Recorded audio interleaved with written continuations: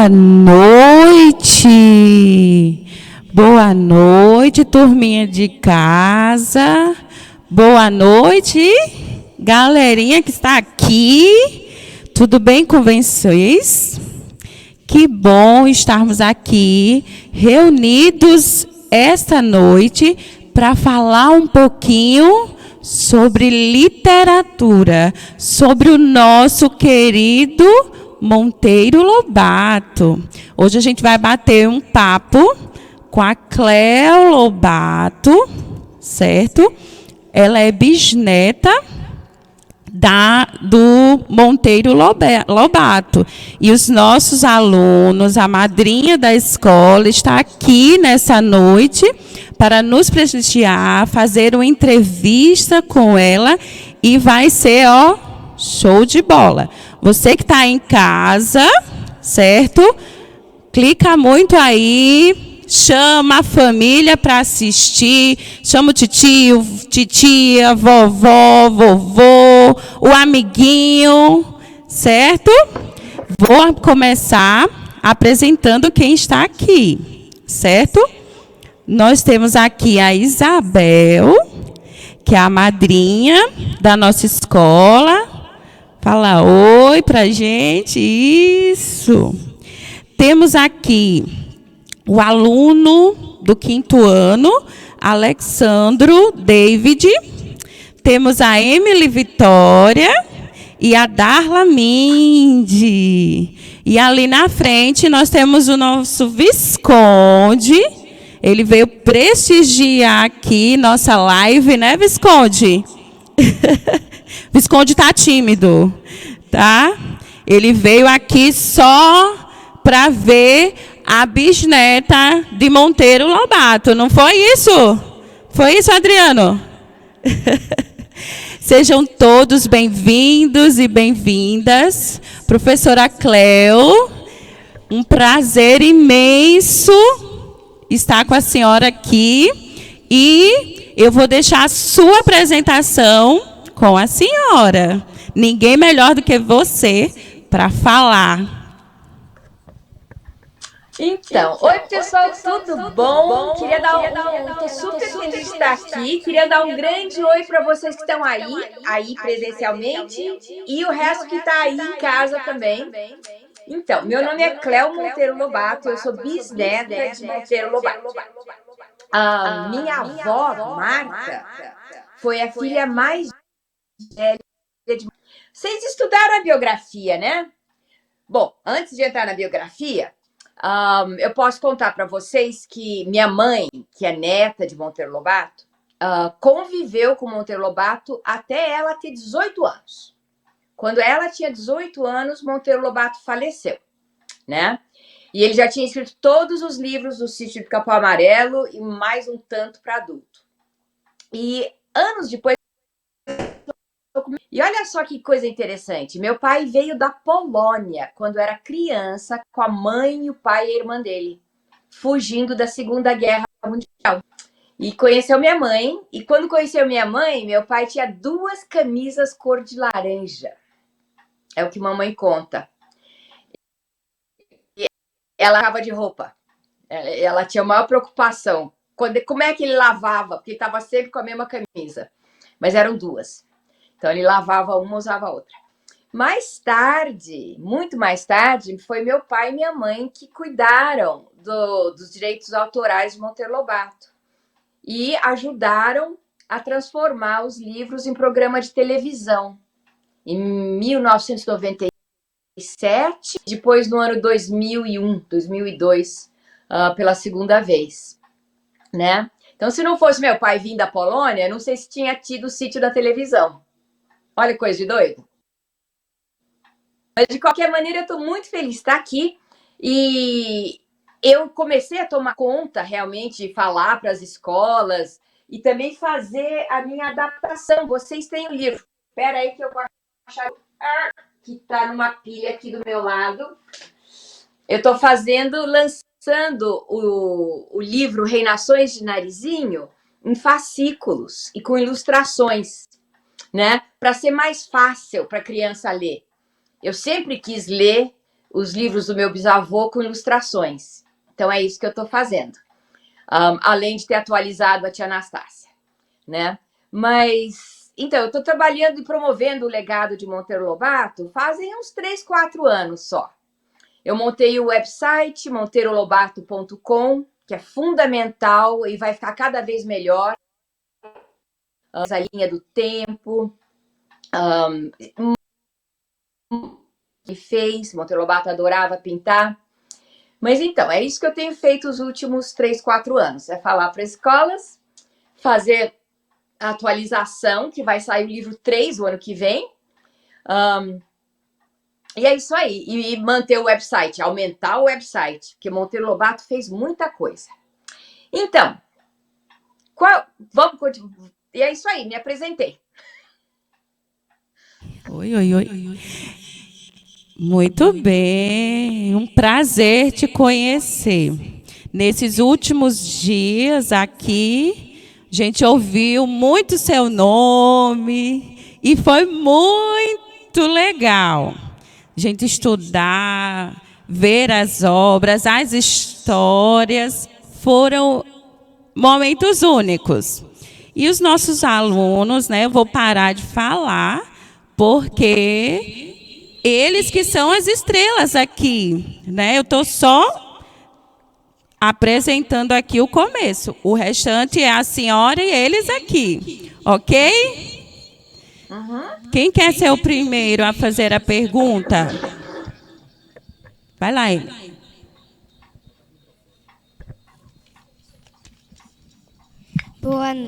Boa noite.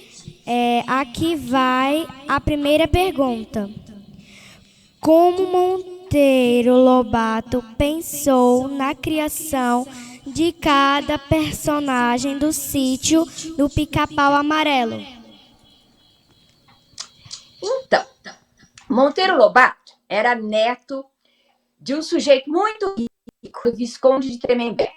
Esse Visconde de Tremembé tem 3 fazendas enormes e uma chácara na cidade de Taubaté, onde Monteiro Lobato nasceu, tá? Os pais de Monteiro Lobato morreram muito cedo, com tuberculose. Então, Monteiro Lobato e as 2 irmãs foram criados pelos avós, pela viscondessa. Monteiro cheio de livro, onde ele leu os clássicos e leu as enciclopédias e foi adquirindo toda a sabedoria. Então aí você já tem a resposta de um personagem, do Visconde. É inspirado no próprio avô dele e na biblioteca que o avô tinha, né? E o Visconde mora na biblioteca da Dona Benta e representa o conhecimento. Agora, quando o Visconde morreu, Monteiro Lobato herdou uma das fazendas, a fazenda do Buquira, e foi morar lá, virou fazendeiro, com a minha bisavó Purezinha. E ele casou em 1908. Um ano depois, já na fazenda, ele tem a minha avó Marta, tem a primeira filha. Um ano depois, ele tem Edgar, o segundo filho, tá? E daí, mais 2 anos depois, ele tem Guilherme, o terceiro filho. E ele estava, então, com uma criança de 3, outra criança de 2 e um neném recém-nascido. E não tinha histórias para ler. Porque naquele tempo, livro para criança não existia. Existia muito, muito, muito pouco. E era só texto, não tinha quase ilustração. Imaginou que coisa chata. E isso não era história para criança de 3 anos. Então ele começou a escrever, a pensar no sítio do Pica-Pau Amarelo. E era baseado nas memórias afetivas dele. Então a Dona Benta representava a avó ideal do coração. Então a avó dele não era a viscondessa, era a Anacleta do Amor Divino, né? Era outra esposa do Visconde. E ele amava essa avó Anacleta, amava. E a avó Anacleta contava a história. E era uma igualzinha a Dona Benta. Então, aí nós temos Dona Benta, nós temos o Visconde. A tia Anastácia, acredite se quiser, a babá do terceiro filho se chamava e foi babá do Guilherme. Então, foi uma pessoa querida da família. Muito querida da família. Narizinho, ficava nas irmãs, que era a Judite e a Teca, né? Agora, da onde ele tirou a história do nariz arrebitado, ninguém sabe. Porque nem Teca, nem Judite, nem Monteiro Lobato tinha nariz arrebitado. Curiosamente, minha mãe nasceu muitos anos depois e eu tenho o nariz arrebitado. Mas é o livro que influenciou a gente, não a gente que influenciou o autor. Então eu falei de todo mundo. E o Pedrinho era ele mesmo, o menino que mora na cidade e vinha para a fazenda onde ele se divertia nas férias. Então foi essa a inspiração. A gente só tira inspiração da vida da gente, sabe? Do que acontece com a gente, pessoas que a gente conhece, né? A inspiração começa aí. Daí vem a imaginação. Boa pergunta.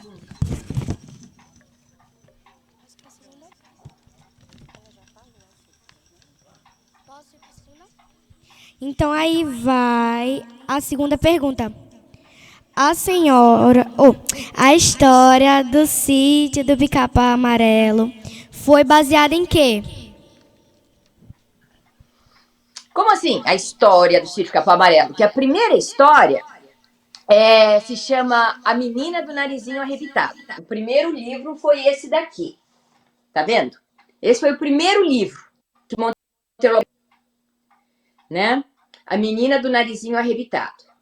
E conta a história que ela vai pro fundo do mar, encontra o príncipe escamado, a Emília engole a pílula do Dr. Caramujo e passa a falar, né? Essa é a primeira história.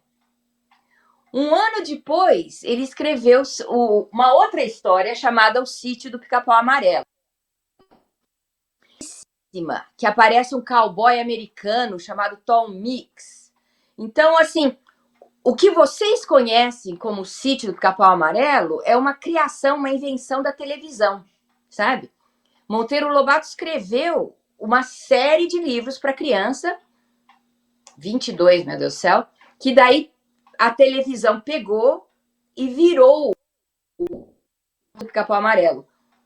Entendeu? Então, a inspiração do local físico são as fazendas, a fazenda do Chácara esconde em Taubaté, que é um museu. Então, se era essa a pergunta, é essa a resposta.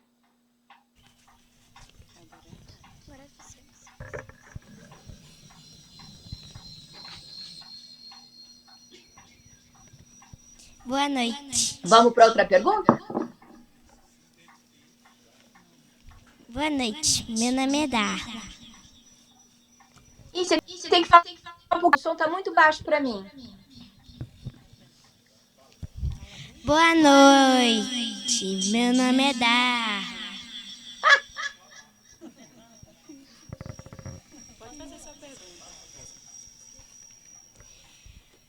A personagem Dona Benta foi alguém especial? Então, acho que eu já respondi isso, né? A personagem Dona Benta, eu acho, minha mãe também acha, e tem alguns estudiosos que também acham, que o coração, a mãe da mãe do Monteiro Lobato, que se chamava Anacleta do Amor Divino. Ela era até professora, sabe? E dava aula em casa, professora particular, né? E contava muitas histórias para Monteiro Lobato. Vocês sabem qual é o apelido de Monteiro Lobato? Em casa e na família? Desde criança? Alguém tem ideia? Não, o apelido dele era Juca. Juca. Então, até hoje, é assim, aqui em casa a gente fala Juca fez, Juca foi, Juca era o Lobato.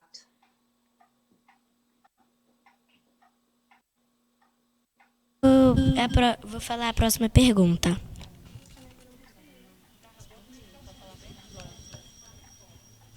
O personagem Visconde de Sabugosa foi inspirada em seu avô Visconde de Tremembé?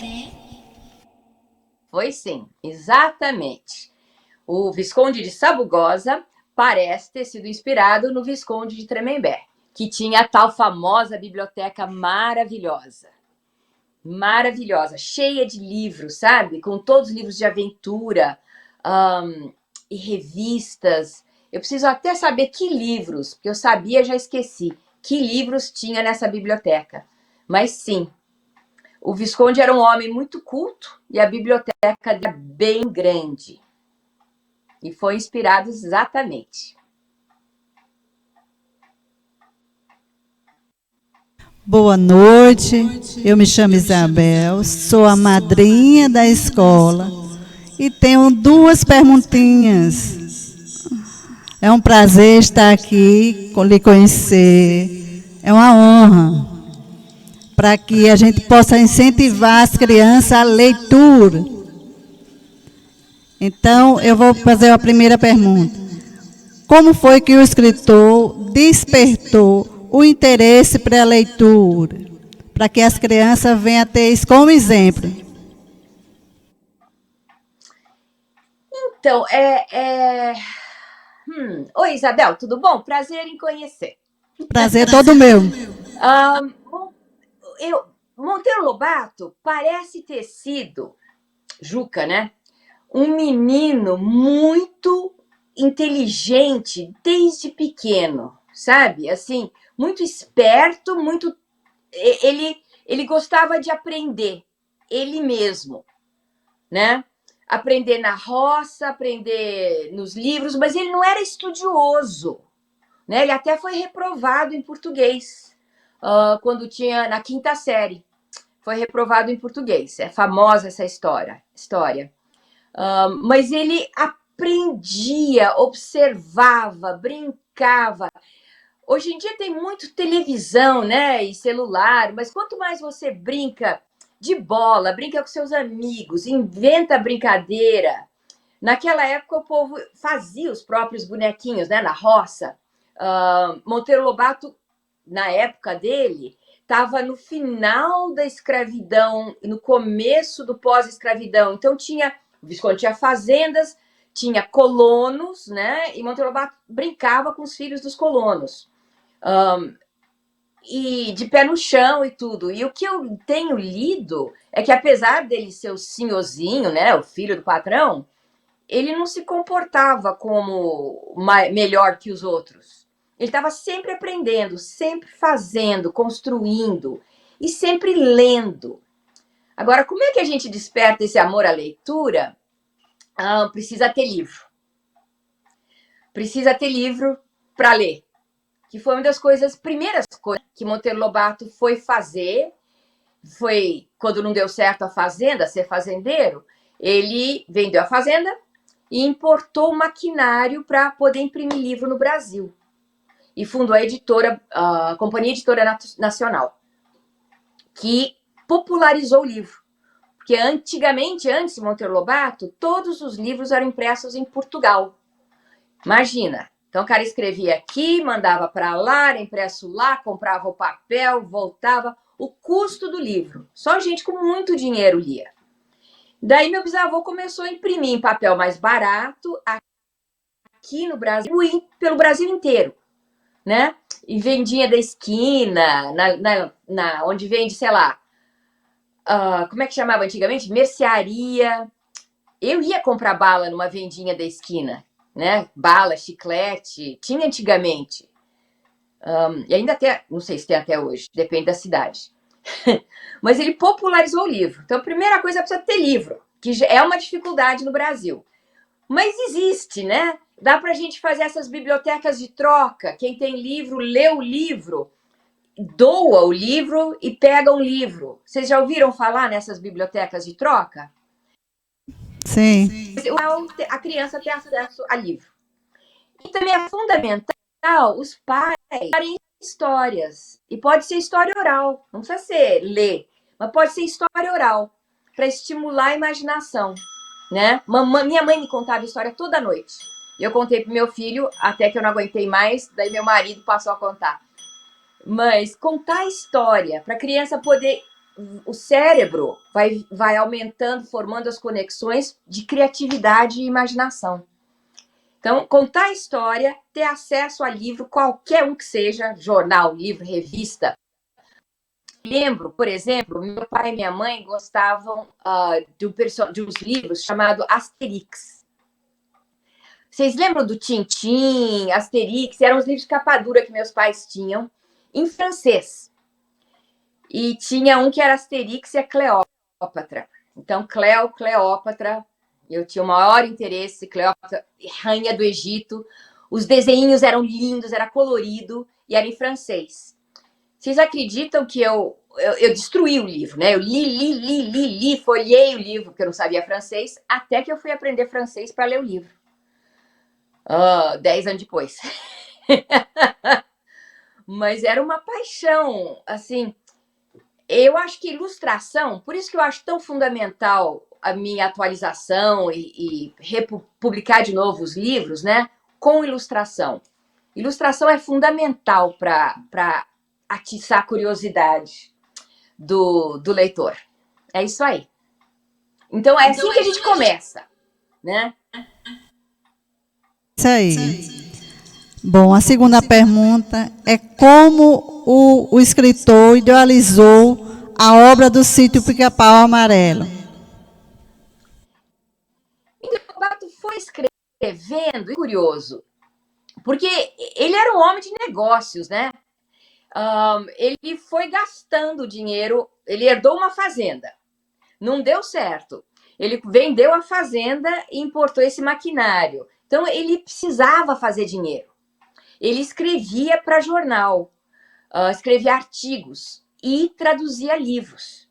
Então, Monteiro Lobato era assim, sonhador, mas também precisava ganhar dinheiro. Ele não era um sonhador que tinha dinheiro e não precisava trabalhar. Então, à medida que ele escreveu A Menina do Narizinho Arrebitado, esse daqui, foi muito interessante. Isso saiu em dezembro de 1920, né? Em 21 março, fevereiro, março, meses depois, ele já adicionou 2 histórias e publicou em papel barato, quadradinho desse tamanho, e distribuiu para algumas escolas no estado de São Paulo. O bendito governador, porque ele sabia que o governador ia visitar as escolas, e o ministro da Educação, foram nas escolas e viram aquele livro todo, tinha sido super lido, né? E perguntaram que livro é esse. E já se chamava Narizinho Arrebitado. E o governador de São Paulo fez uma encomenda, disse assim, você consegue 500 mil exemplares? E Monteiro Lobato já tinha impressos 500 mil exemplares. Olha a sorte que essa ideia dele deu certo. Em vez de ficar encalhado, o governador comprou os 500 mil exemplares, foi um sucesso, distribuiu na rede escolar de Paulista, né, de São Paulo, e Monteiro Lobato começou a ser ensinado nas escolas em 1921. Olha só, com o livro Narizinho Arrebitado. Repete a pergunta. Como é que ele escreveu, né? Ele foi adicionando histórias. À medida que as crianças respondiam, diziam gostei, não gostei. Na segunda história, originalmente, o Rabicó morria, assado. As crianças escreviam para Monteiro Lobato e disseram, não, que horror, não pode matar o Rabicó. Então, daí, ele mudava a história. Como ele mesmo editava os livros, ele mesmo escrevia, editava e imprimia, ele tinha essa facilidade. Então, ele foi escrevendo à medida que as crianças foram dando esse retorno. Além disso, tudo que acontecia na vida dele, de adulto, ele transformava em livro para criança. Tipo, a busca, né? O drama dele com o petróleo. Ele escreveu livro para adulto. E daí ele transforma em livro para criança, com o Poço do Visconde. O Saci, ele faz todo esse inquérito, lança o livro resultado de um inquérito. 2 anos depois, ele lança o livro O Saci para criança. Ele precisava ganhar dinheiro. À medida que ia vendendo, ele ia transformar o livro de adulto para livro infantil e vai criando. Ele não parava, além de traduzir. Então, é uma pergunta complexa, mas eu acho que eu dei uma ideia de como o Monteiro Lobato funcionava. Sim, sim, sim, respondeu a pergunta. Importante aí que ele tinha interação com os alunos. Então, assim, foi assim aí que ele ganhou dinheiro. E fez a felicidade das crianças. E a imaginação das crianças fluir. Exatamente. Para a pergunta. E a resposta, aliás.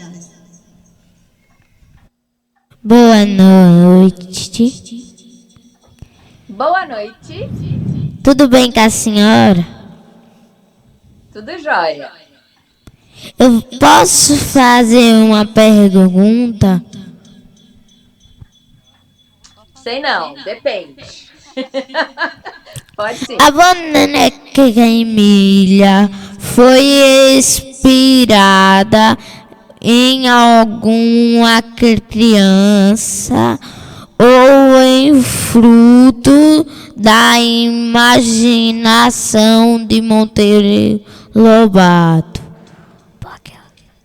Você sabe que essa é a pergunta mais difícil. Meu bisavô adorava criança inteligente. Adorava realmente, assim, criança inteligente, né? Daquelas que pensa, que tem ideia, que lê, que apronta. Gostava muito.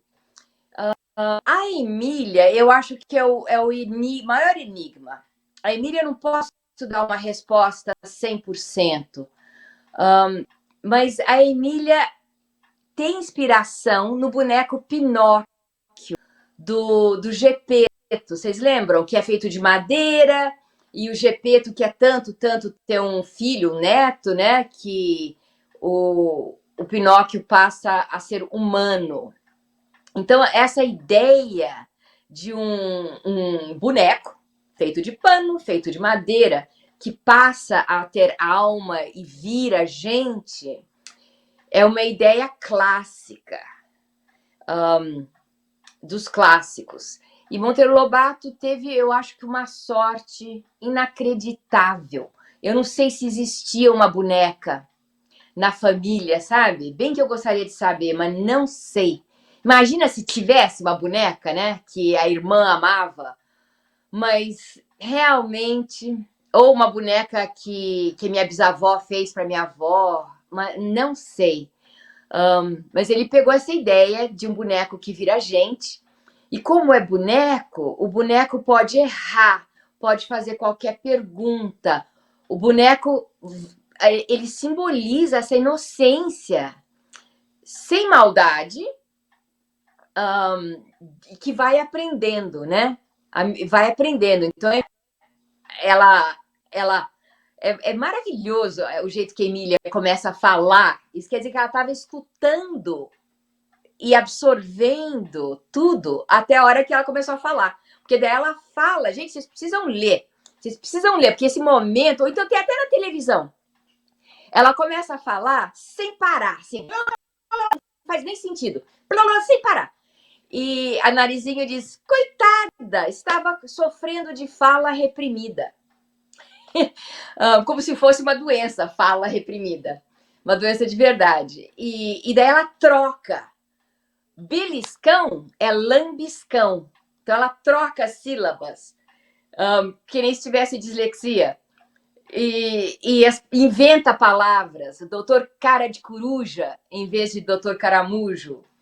É maravilhoso quando a Emília começa a falar. E começa a questionar. e quer que Dona Benta conte histórias, tá vendo? O negócio de contar histórias, é assim que a gente aprende. É quando os nossos professores, os mais velhos, contam histórias pra gente, né? E a Dona Benta tem que contar história a respeito do armário, história a respeito de objeto. E a Emília não entende por que é que não... Como que o armário não tem história? Tá cheio de livro, cada livro tem não sei quantas histórias. Como que o Pedrinho não tem história? Porque a Dona Benta diz que o Pedrinho vai chegar e Emília quer saber a história do Pedrinho.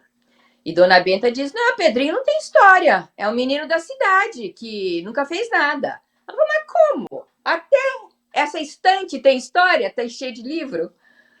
A cabeça da Emília e o fato que Monteiro consegue descrever dessa maneira tão encantadora é bom demais. Bom, minha mãe me leu todos os livros de Monteiro Lobato antes de eu aprender a ler.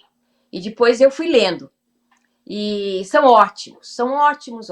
Tem um chamado 12 Trabalhos de Hércules, que ele pega um personagem famoso, né, da Grécia Antiga, o Hércules, que é super forte, e os personagens do sítio vão ter aventuras.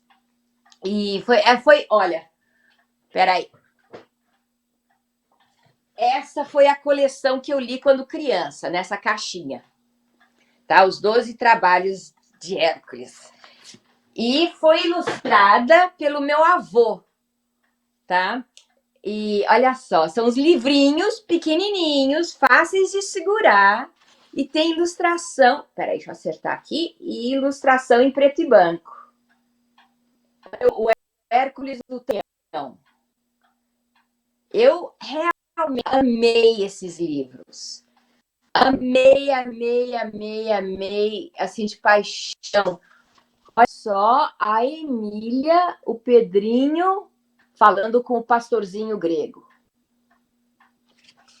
Eu tenho paixão até hoje, me traz felicidade até hoje segurar o livrinho.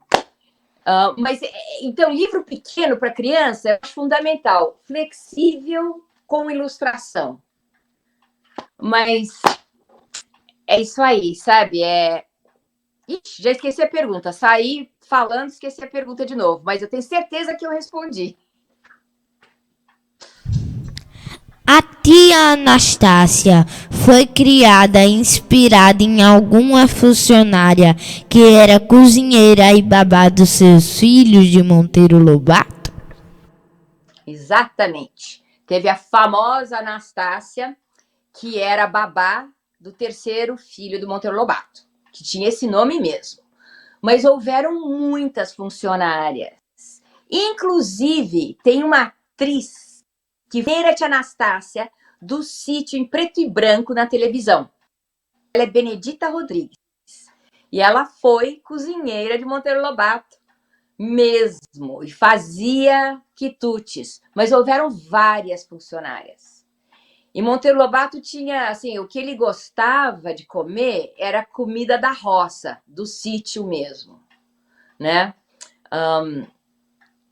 Sei lá, preciso até perguntar para minha mãe. O que eu me lembro é da bendita içá formiga. Vocês já ouviram falar de içá? É uma formiga que tem um traseiro grandão, né? Içá frito. Pois é. Ele gostava de café com farinha, gostava de umas coisas bem simples, mas tinha sim. Tia Anastácia foi sim inspirada.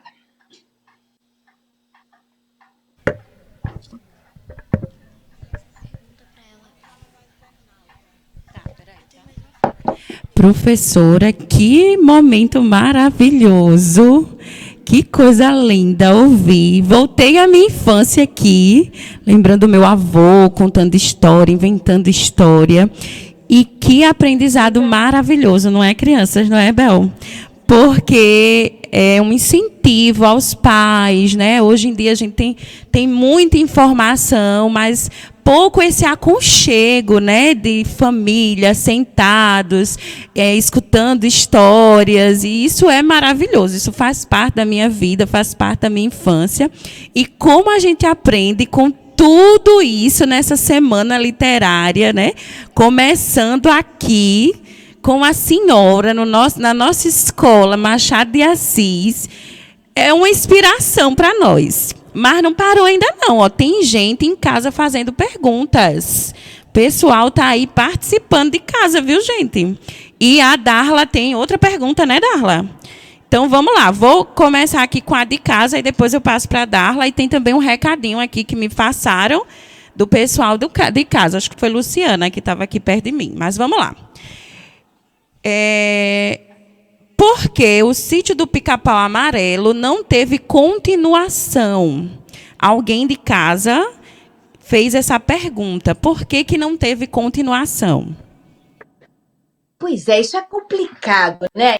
Olha só, gente. Primeiro, em 1952, da pré-história, do preto e branco da televisão.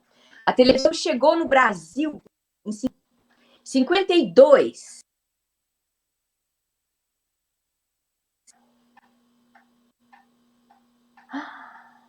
Fuck!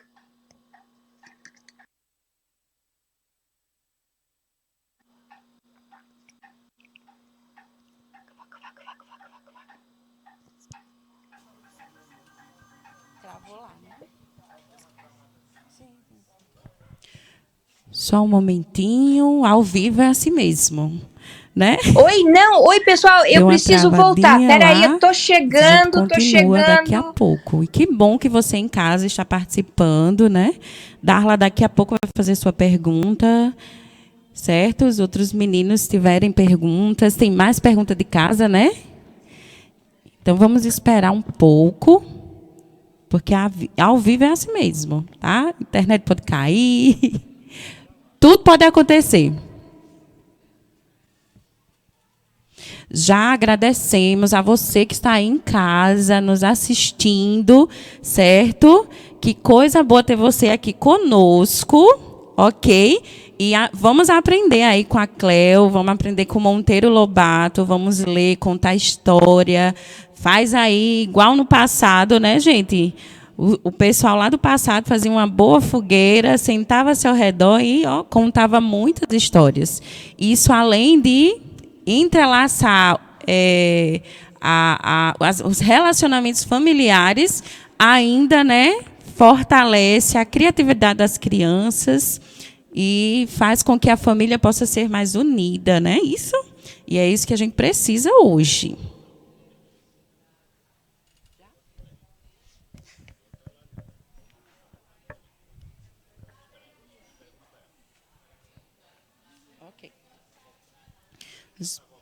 Vamos esperar só mais um pouquinho. A professora Cleo está voltando, ok?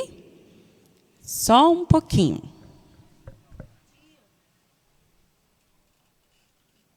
Quem está me chamando? Oi, pessoal. Olha aí, voltou! Estávamos aqui esperando a senhora ansiosa, mas isso acontece, é normal, né? Nossa!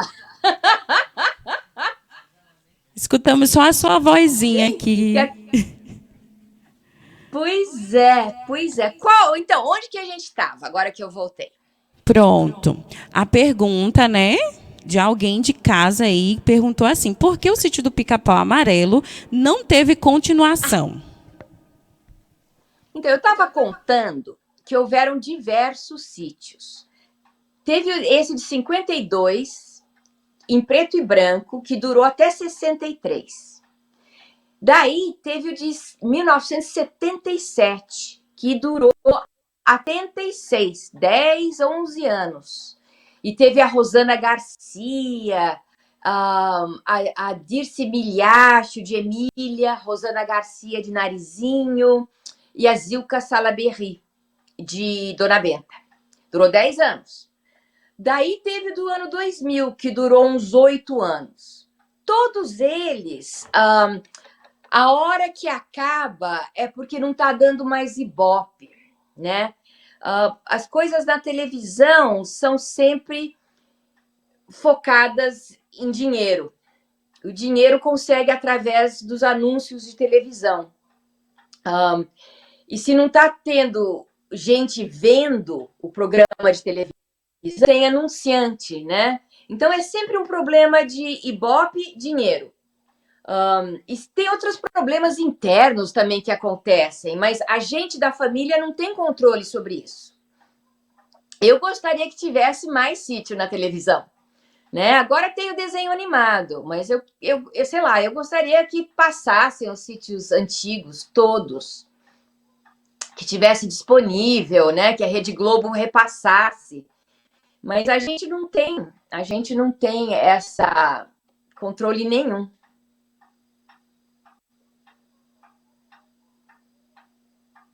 Oi.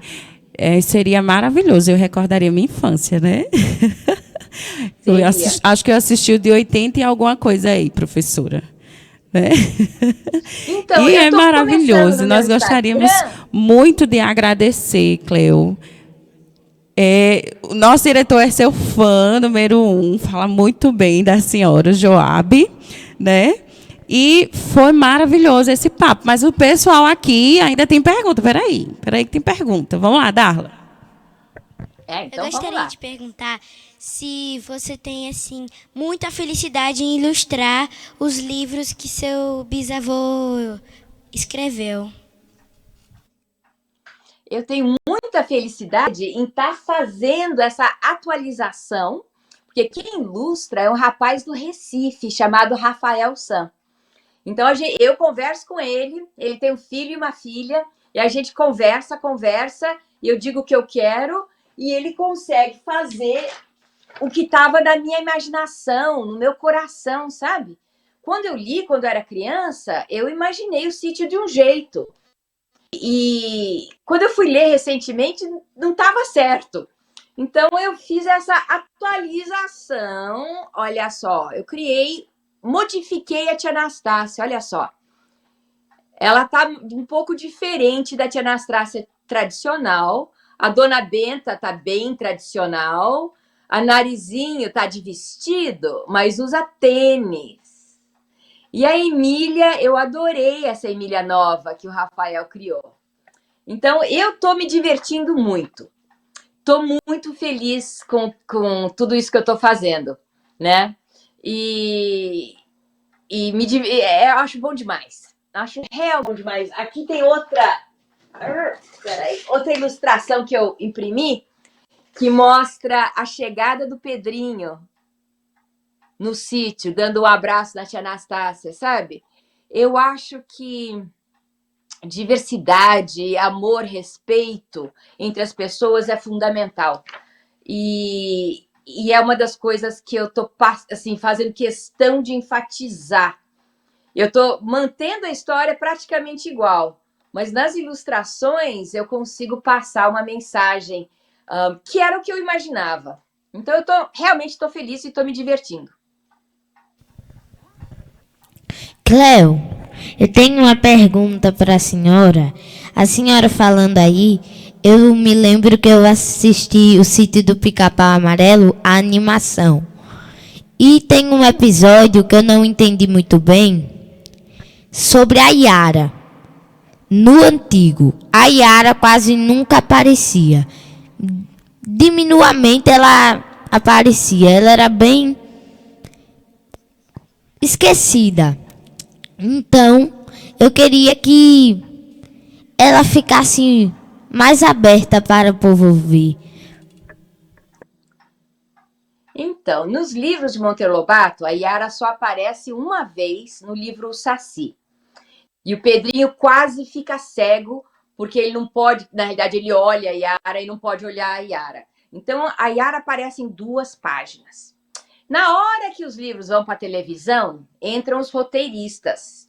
E eles criam novas histórias, sabe? Então, às vezes, se o personagem agrada, acontece o que acontecia nos livros com Monteiro Lobato. Se o personagem agrada, eles colocam mais, né? Se o personagem não agrada tanto, eles tiram. Mas, assim, a família não tem mais controle. A gente vendeu, né?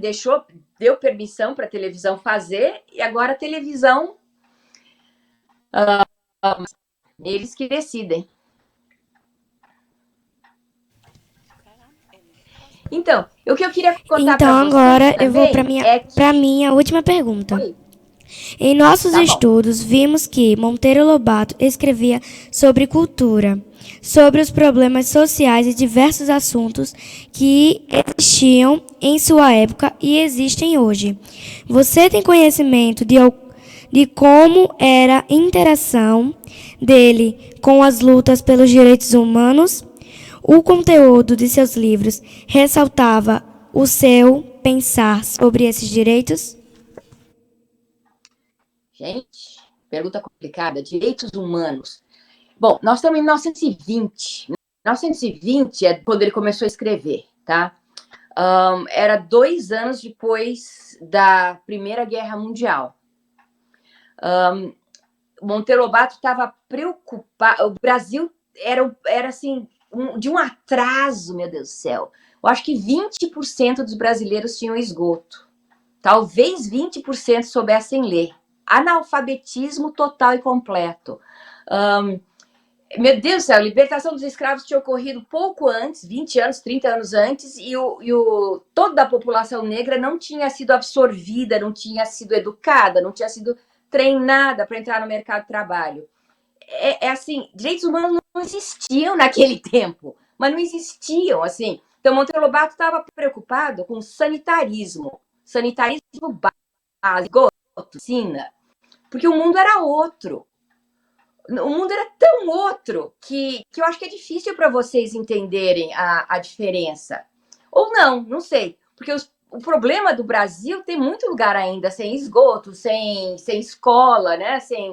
Meu Deus do céu, tem muito lugar que tem as condições.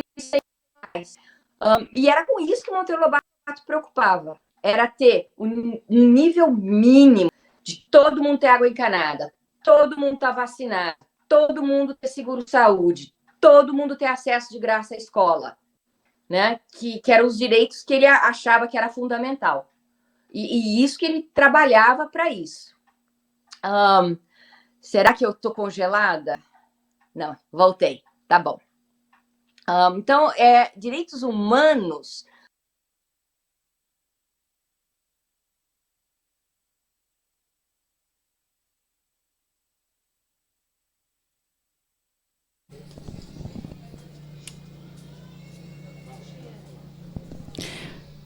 Oi, oi, oi, oi. Oi, oi, oi, oi, oi. Professor. Oi. A senhora nos ouve? Acho que deu uma congelada lá. Aê, voltou.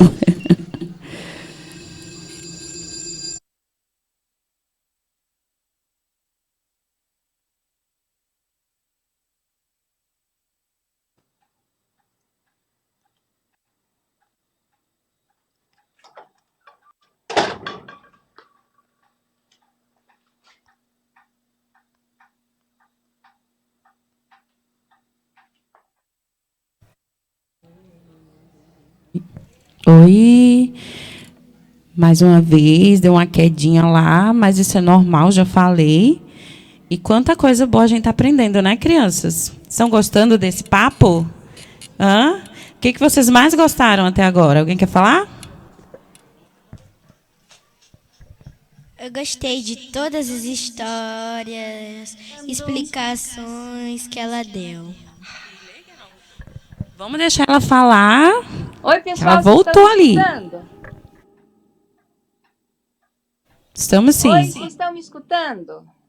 Estamos sim, professor. Estamos te escutando. Oi. Estamos ouvindo. Vocês estão me escutando? Estamos sim. Pronto. Oh, tristeza, né? Desculpa, gente. Vocês estão escutando? Sim. Audivelmente. Então, eu estava falando dos direitos humanos, né? Então, Monteiro Lobato morre. A Segunda Guerra Mundial acontece em 39, 45. E ele morre em 48. Então, no período de vida dele, foi um período entre guerras, em que o Brasil estava se estruturando como nação. Então, o Monteiro Lobato está preocupado com a independência energética, por isso que ele foi atrás de descobrir petróleo. Ele está preocupado com, né, com o bendito esgoto e água potável para todo mundo, e também acesso à educação para todos, né? Essas são as preocupações. O conceito de direitos humanos é só depois de 48 que aparece no mundo, após a Segunda Guerra Mundial e o genocídio dos judeus. Não dá para a gente julgar assim, sabe? Olhar para trás. Ele estava preocupado com essas coisas que eu falei.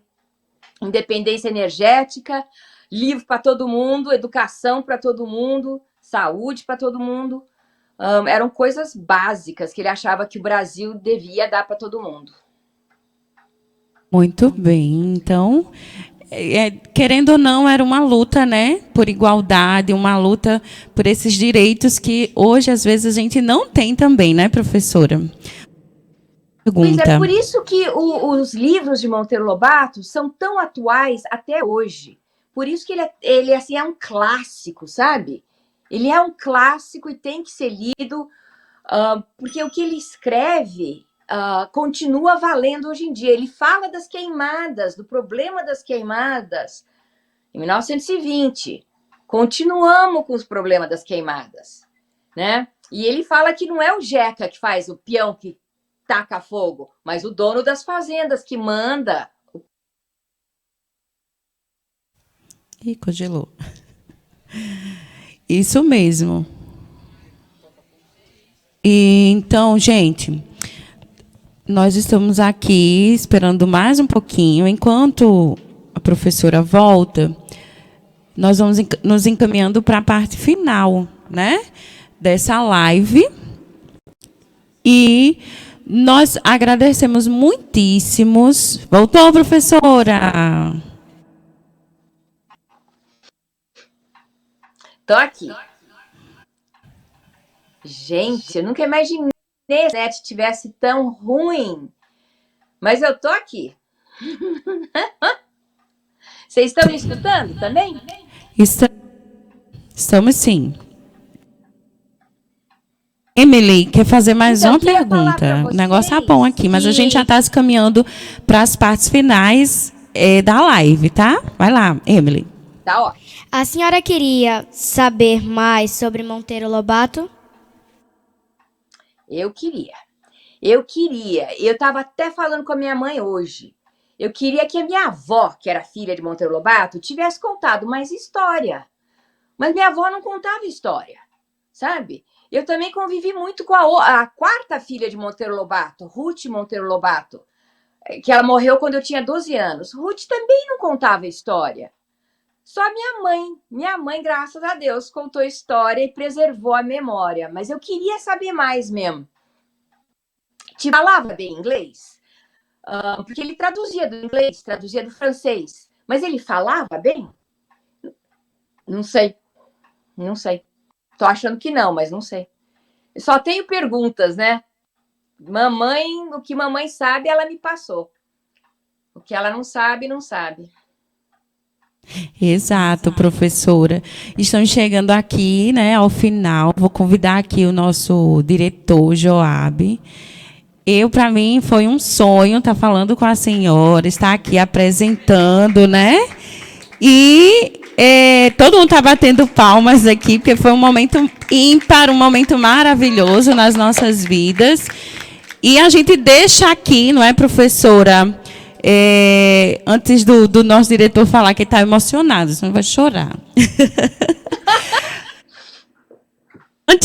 Antes da gente terminar aqui, antes da gente fazer todas aquelas homenagens, nós gostaríamos que a senhora deixasse aqui para os nossos alunos, os alunos do Machado de Assis, nesse começo de semana literária, né? Às vezes eles dizem assim, ler é difícil, produzir é difícil. A senhora falou aqui para nós, e nós já tínhamos estudado na biografia, né, que ele não era um aluno nota 1000, mas lá, quando ele chegou lá na universidade, ele foi brilhante. Então, nós costumamos dizer aos alunos que o processo de leitura, o processo de produção é um processo que vai um pouquinho cada dia, mas que palavras a senhora deixaria aqui para esses pequenos autores? Inclusive, eles vão aqui produzir essa semana, na Semana Literária, certo? Então, que palavras de ânimo a senhora diz aqui para eles nesta live, nesta noite, para quem está em casa, para quem está aqui conosco? Então, professora irmão Joabe, eu queria pedir um negócio para as crianças, as que estão em casa e as que estão aí. Assim que acabar essa live, vocês podem escrever para mim 3 sentenças ou fazer um desenho e mandar para mim? Pode ser? Rapidinho. Faz um desenho tipo do que você aprendeu, do que você gostou. Pode ser uma flor. Qualquer coisa que o seu coração queira fazer. Tá? Mas tem que ser rapidinho. Não pode demorar mais de meia hora. De jeito nenhum, mais de 15 minutos. Então, primeira coisa que eu gostaria muito. A outra coisa é que, assim, Monteiro Lobato escrevia desde criança. Então, ele escrevia cartinha para a avó, escrevia cartinha para a mãe, que a mãe estava sempre internada no hospital. Não foi bom aluno, não estudou na faculdade o que ele queria, porque ele queria ser artista, e o Visconde não deixou, ele foi estudar vocação. Não foi bom aluno na faculdade, tampouco, mas ele sempre fez o que ele gostava, era escrever. Então, ele descobriu um jeito, escreveu para o jornal, fundou um jornalzinho na faculdade e foi escrevendo, que era o que ele gostava de fazer. Escrevia, escrevia, escrevia. E descobriu um jeito de fazer dinheiro fazendo o que ele gostava, que era escrever, escrevendo para criança. Então, é assim, descobre o que vocês gostam de fazer e aí vai...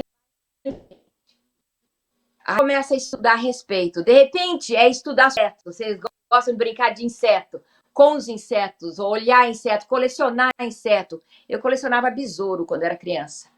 300.000 besouros. E estudava a respeito de besouro. Mas eu também desenhava. Eu também quase fui artista. Mas aí acabei não sendo. Mas fazendo o que a gente gosta é onde dá certo. E fazendo... Não desistir. Então, essas são minhas palavras. E leitura. Tem que ler. Tem que ler, é fundamental.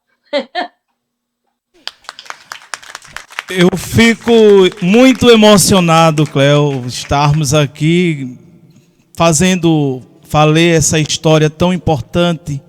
E eu sempre tenho falado com você na intimidade, né? Acredito que já somos amigos. Você lá nos Estados Unidos, eu sempre te procurando, sempre conversando contigo. Então, assim, trouxe essa ideia para a minha escola, né, para que os nossos alunos pudessem voltar à imaginação dessa literatura brasileira tão importante. Eu sempre falo isso para os meus alunos aqui da escola. Então, assim, é uma alegria imensa, imensa. Eu sempre fui defensor dessa obra de Monteiro Lobato. Então, assim, é um prazer imenso. E através desse prazer, né, através desse momento tão especial que estamos vivendo em nossa escola, eu agradeço a colaboração de todos os professores que trabalharam intensamente para que este momento tão singular, para que esse momento fosse tão importante para a história desta escola, né? Nós reconstruirmos o gosto pela leitura, onde nós hoje estamos vivendo um momento tão difícil da pandemia, mas estamos aqui tentando construir, né? Fazendo com que os nossos alunos retomem o gosto pela leitura, e eu acho que através da leitura, da escrita, enfim, nós podemos ter Monteiros Lobatos ao longo das nossas vidas, né? Ao futuro, né? Construir aquilo que Monteiro sempre construiu com o seu desejo de ser e de fazer. É isso que eu encerro minhas palavras de gratidão a você. E muito obrigado por esse momento tão especial que todos estão vivendo aqui, nesta comunidade, no chão desta escola. Professor, quer dizer, Ângelo, posso falar mais últimas palavras? Pode sim. Então, para os professores, é uma mensagem fundamental, que, assim, Monteiro Lobato é excelente para iniciar conversas e discussões difíceis. Então, Monteiro Lobato escrevia para ensinar pensamento crítico. Então, os livros dele, a cabeluda para discutir, para conversar, para abrir a cabeça da criança, tá? Então, é fundamental o papel do professor de trazer esses tópicos mais complicados e deixar, assim, estimular essa conversa. Porque essa é a função de Monteiro Lobato, é criar o leitor crítico, além de estimular a imaginação, tá? Então, qualquer coisa que vocês achem difícil em Monteiro Lobato, difícil de falar, vai em frente, fala. Fala, discute, pergunta a opinião das crianças, porque não tem opinião errada. Diálogo é fundamental. Cada um tem seu ponto de vista e é conversando que a gente se entende. Que é fundamental a gente falta no mundo. Então, essa é a minha mensagem para os professores, porque vocês fazem a mediação dos livros com os leitores, com os alunos, né? E eu também queria dar um alô para o secretário de Educação da Paraíba, que me falaram que talvez esteja assistindo essa live, né? E eu tenho esse projeto de Lobato nas escolas. Eu posso falar só para professores também, que é muito bom. Eu acho muito bom importante falar para os professores individualmente, numa live mais focada para eles. Muito obrigada pelo convite, Joab. Então, os professores fizeram um cartaz tão importante. Queremos lhe apresentar o cartaz, mostrar o nosso carinho, né, pela história, pela biografia do seu bisavô.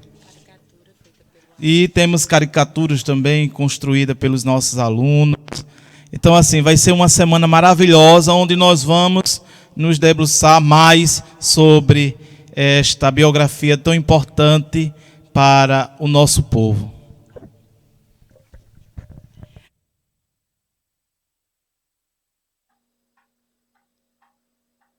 Tá bom, tira a foto do cartaz e manda para mim. Aqui a gente encerra essa live, professora, com um coração muito alegre, certo? Agradecemos o nosso diretor, nossa vice-diretora Rita, que está aqui, os nossos professores e principalmente os nossos alunos, né? O professor só brilha quando o seu aluno brilha. E os nossos alunos, né, têm se esforçado, perguntado, feito o trabalho deles, mesmo com essa pandemia. Então, nós agradecemos muito a vocês e apelamos ao coração de vocês, se vocês escutem a professora Cleo, que é o nosso apelo também. Leiam bastante, façam o que gostem, procurem o que vocês gostam de fazer. E eu costumo dizer assim para os meus alunos, eu quero ficar bem velhinha, né, estar lá de bengalinha e encontrar os meus alunos de sucesso. Não é isso? Então, vocês gostaram, crianças que estão aqui? E você aí que está em casa gostou também? Eu amei, tenho certeza que os professores aqui amaram. Então, vamos terminar com a salva de palmas. Bem maravilhosa, do tanto que a gente gostou. Um beijão, professora de toda a escola, de todo corpo aqui, de professores, diretores, vice-diretores, funcionários. Estamos muito felizes com tudo que nós conseguimos aqui construir hoje. Muito obrigada pelo convite. Qualquer coisa, estou sempre... Joab tem meu WhatsApp e eu estou sempre no Instagram. Eu respondo todas as perguntas. Beijo para vocês.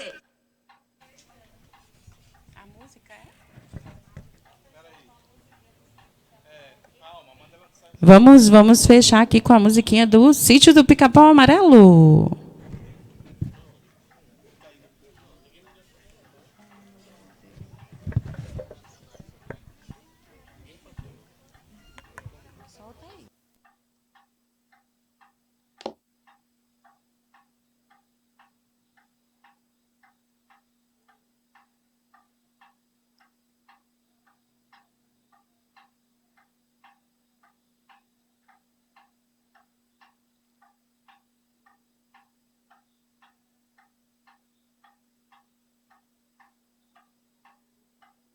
Infelizmente falhou aqui, tá? Então, beijo, professora. Beijo. Tudo de bom. Até a próxima. Até a próxima.